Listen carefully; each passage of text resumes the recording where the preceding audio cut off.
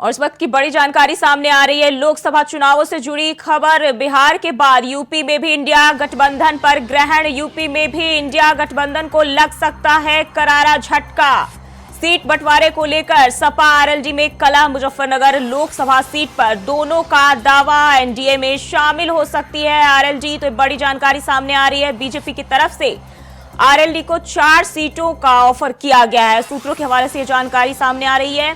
BJP की तरफ से आरएलडी को 4 सीटों का ऑफर दिया गया है। तो यूपी में भी इंडिया गठबंधन को झटका लग सकता है और एनडीए में शामिल हो सकती है आरएलडी। तो ये बड़ी जानकारी सामने आ रही है। लखनऊ से सीट बंटवारे को लेकर सपा आरएलडी में कलह जो है वो जारी है और गठबंधन को एक बार फिर से एक करारा झटका लग सकता है। बिहार के बाद यूपी में भी इंडिया गठबंधन पर झटका मंडरा रहा है और लोकसभा चुनाव से जुड़ी बड़ी खबर आपके साथ साझा कर रहे हैं। बिहार के बाद यूपी में भी इंडिया गठबंधन को झटका लग सकता है। और इसी खबर पर ज्यादा जानकारी के साथ अनिल पाठक हमारे साथ जुड़ गए हैं। अनिल, अब जो है बिहार के बाद इंडिया गठबंधन के साथ यूपी में भी खेला होने जा रहा है, क्या कुछ जानकारी है?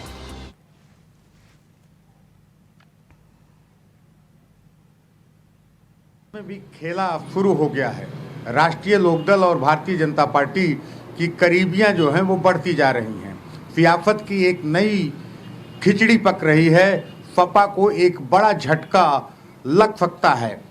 ऐसा चर्चा है कि भारतीय जनता पार्टी ने रालोद को 4 सीटों का ऑफर दिया है। सबसे बड़ी बात है कि अभी तक रालोद की तरफ से किसी भी तरह का कोई खंडन नहीं आया है, जिससे इस बात पर पूरा आशंका बढ़ती जा रही है कि कहीं न कहीं भाजपा और राष्ट्रीय लोकदल के बीच कुछ जरूर नया होने वाला है। जी, मुजफ्फरनगर लोकसभा सीट के अलावा और कौन कौन सी सीट है जहां दोनों के बीच जो है रार तकरार देखी जा रही है इस वक्त? देखिए, समाजवादी पार्टी ने राष्ट्रीय लोकदल को 7 सीटें दी हैं, लेकिन उसमें एक बड़ा पेंच है मुजफ्फरनगर का, जहां से समाजवादी पार्टी अपना कैंडिडेट लड़ाना चाहती है, लेकिन रालोद को ये किसी भी कीमत पर मंजूर नहीं है। एक तो ये पेंच है, दूसरा ये सियासत है जुई। यहाँ पर घाटा और मुनाफा देखा जाता है। आज इंडिया गठबंधन उत्तर प्रदेश में मुनाफे का सौदा नहीं रह गया है राष्ट्रीय लोकदल के लिए। इसलिए राष्ट्रीय लोकदल का मानना है कि अगर भाजपा के साथ गठबंधन करके अगर कम सीटें भी मिलती हैं तो हम जीत की तरफ ज़्यादा सीटें ला सकते हैं। जी, कहीं ना कहीं ये माना जा सकता है कि अब बिहार के बाद बीजेपी जो है यूपी में भी अपना दांव चल सकती है। एकदम बेशक बीजेपी ने एक बड़ा खेला शुरू कर दिया है पश्चिमी उत्तर प्रदेश से।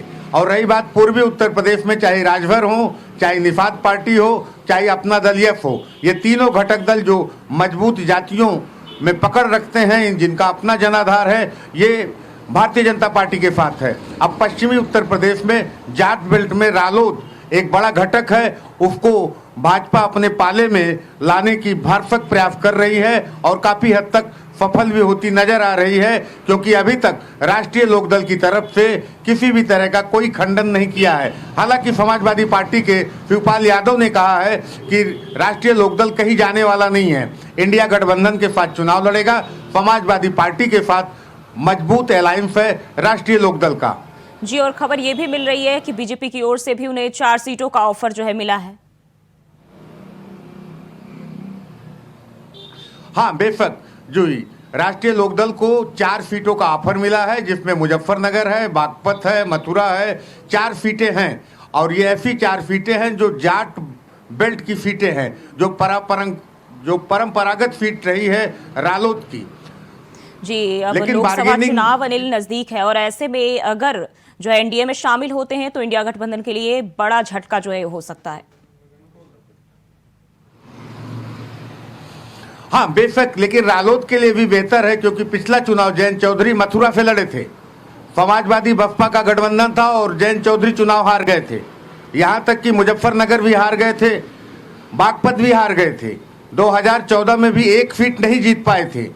तो इसलिए जो विपक्षी दलों की जो राजनीति है, भाजपा के खिलाफ राजनीति का जो पिछले 10 सालों से रालोद जो ये प्रोसेस में है, उसका नुकसान लगातार राष्ट्रीय लोकदल और जयंत चौधरी झेल रहे हैं। इसलिए एक नए टेनोर में आना चाहते हैं, नया प्रयोग करना चाहते हैं। इस बात की आशंका बढ़ती जा रही है, लेकिन क्या होगा अभी सटीक रूप से कुछ कहा नहीं जा सकता है। जी अनिल जी, बहुत बहुत शुक्रिया आपका तमाम जानकारी के लिए।